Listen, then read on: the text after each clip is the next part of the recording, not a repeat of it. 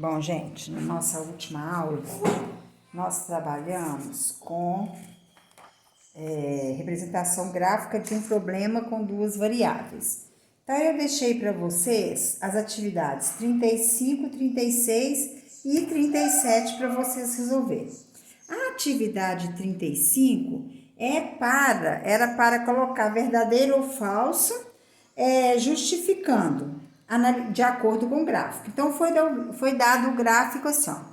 Uma empresa de telefonia celular oferece a seus clientes alguns pacotes promocionais cujos valores mensais estão representados no gráfico a seguir. Se um cliente optar por um pacote e exceder o número de minutos de sua opção, ele deverá pagar R$ 1,12 por cada minuto excedente. Então, foi dado o gráfico aqui, nós sabemos o quê? Quando tem essa bolinha colorida e a bolinha aberta, quer dizer o quê? Que esse pacote não termina com 150 minutos, ele termina com 149 minutos. O pacote de R$40 começa com 150 e vai até R$349. O pacote de R$50 começa no 350 minutos e vai até 599 minutos.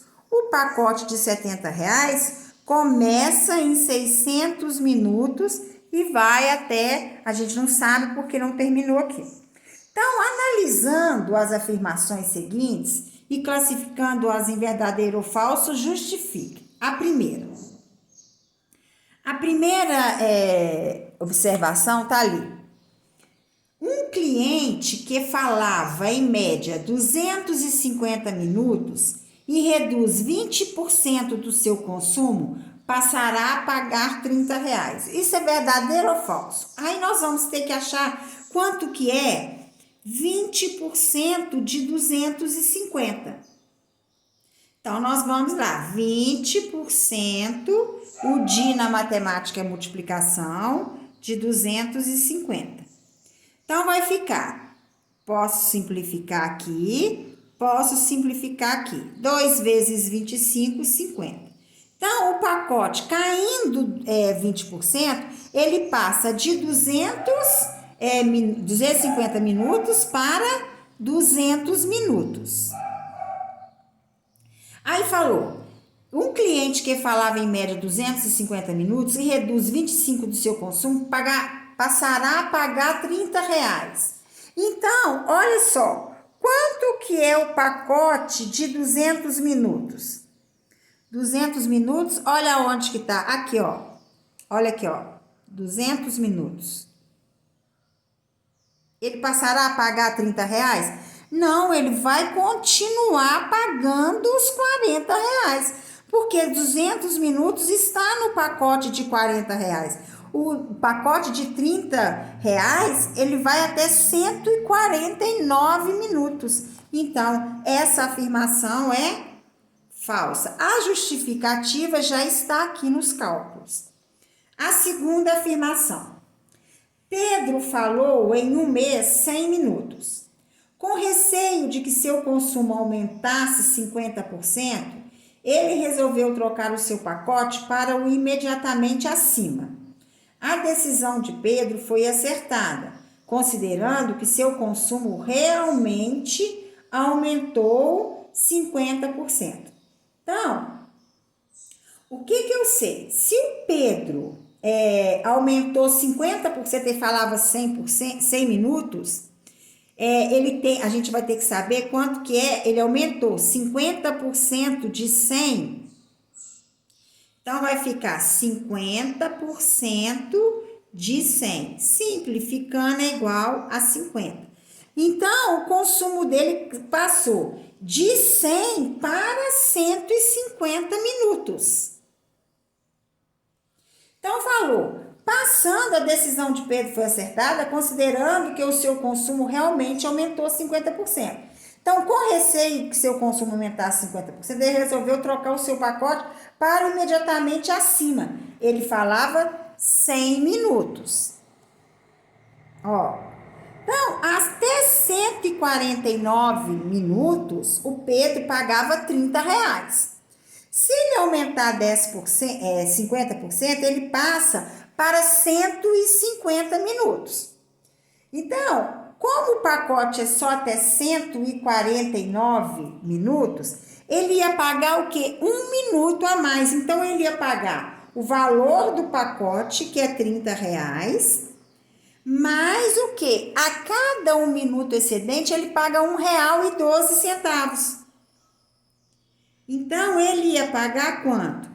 R$ 31,12 se ele aumentasse 50% no tempo. Então, a decisão dele foi acertada? Não, porque se ele tivesse continuado no plano de 30 minutos, ó, de 100 minutos, no plano até 149 minutos, ele ia pagar por mês R$ 31,12. Ele passou por de 40, ele pagou a mais sem precisar. Ó. Pedro falou em um mês, 100 minutos. Com receio de seu consumo, que seu consumo aumentasse 50%, ele resolveu trocar o seu pacote para o imediatamente acima, que é o de R$ 40.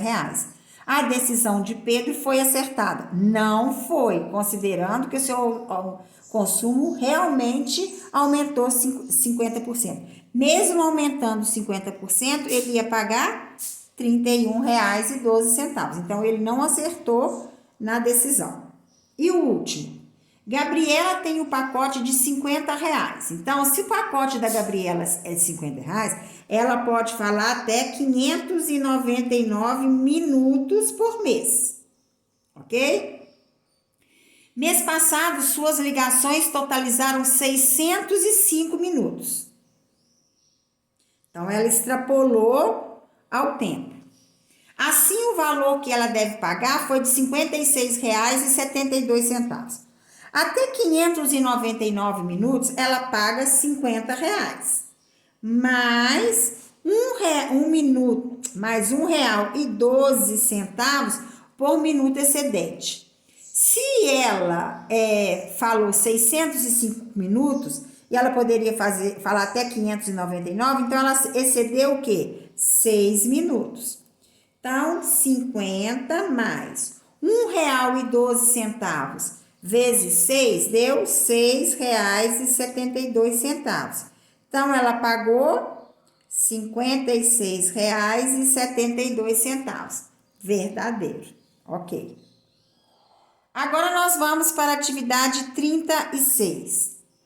Considere o gráfico da questão anterior e elabore 2 perguntas referentes às informações nela contidas. Então, isso aqui tem infinitas perguntas, mas eu vou fazer duas perguntas que vocês poderiam ter feito, mas cada um faz a sua, isso é pessoal. Então, considere o gráfico, de acordo com o gráfico. Qual a pergunta que a gente poderia fazer? Quantos minutos um pacote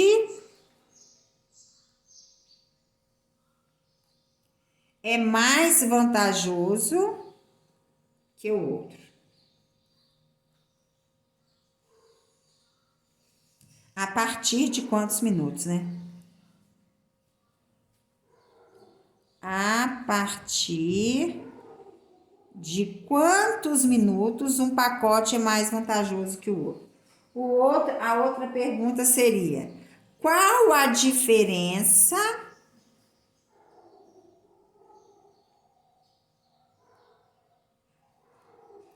no valor da conta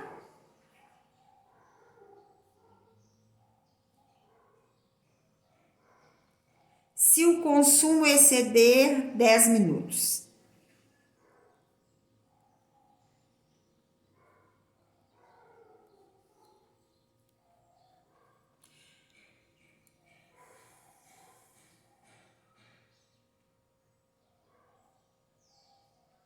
Aí você pode escolher um plano, por exemplo, um plano de 149 minutos, o plano de 349 minutos, aí você... Então, isso aqui é umas opções, mas cada um pode fazer a sua. 37. Um prêmio em dinheiro será dividido entre os funcionários de uma empresa que conseguirem alcançar a meta diária de venda. O gráfico a seguir representa algumas possibilidades dessa distribuição. Por exemplo, se 2 funcionários ganharem o prêmio, cada um receberá R$ 600. Letra A. Analise o gráfico e determine o valor do prêmio. Então, lá no enunciado já falou, se 2 funcionários receberem o prêmio, cada um recebe R$ 600. Então, quanto é o prêmio? De R$ 1.200. Pelo gráfico, dá para a gente ver aqui, ó, um ganhador vai ganhar R$ 1.200. Então, o prêmio é de 1.200. Letra B. Se o prêmio for dividido entre 10 pessoas, quanto cada uma receberá? É só eu fazer o total, que é R$ 1.200, dividido por 10. Então, cada pessoa irá receber R$ 120. A letra C. O valor do prêmio e o número de funcionários contemplados são grandezas proporcionais?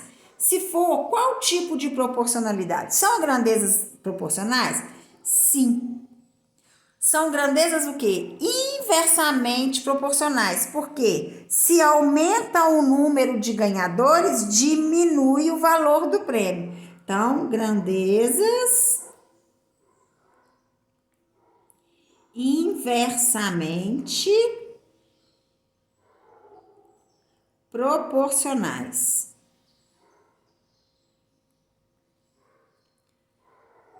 Pois se aumenta o número de ganhadores, o valor do prêmio diminui proporcionalmente.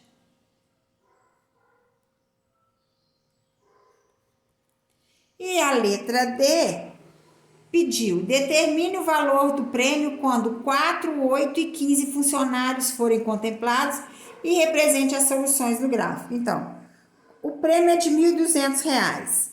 Se 4 ganhadores, se forem 4 ganhadores, cada um vai receber R$ 300. O prêmio é de R$ 1.200. Se tiver 8 ganhadores, cada um vai receber R$ 150. O prêmio é de R$ 1.200. Se tiver 15 ganhadores, cada ganhador vai receber R$ 80. Pediu para colocar essas soluções no gráfico. Então, tá aqui, ó. 4 ganhadores vão receber R$ 300. Aqui, ó. 8 ganhadores vão receber 150, está na metade do 100 e do 20. E 15 ganhadores vão receber R$ 80, está bem próximo de 100. Então, os 3 pontos, porque os outros já estavam marcados. Ok? Então, agora nós vamos para o nosso próximo conteúdo, que é equações do tipo ax² igual a b.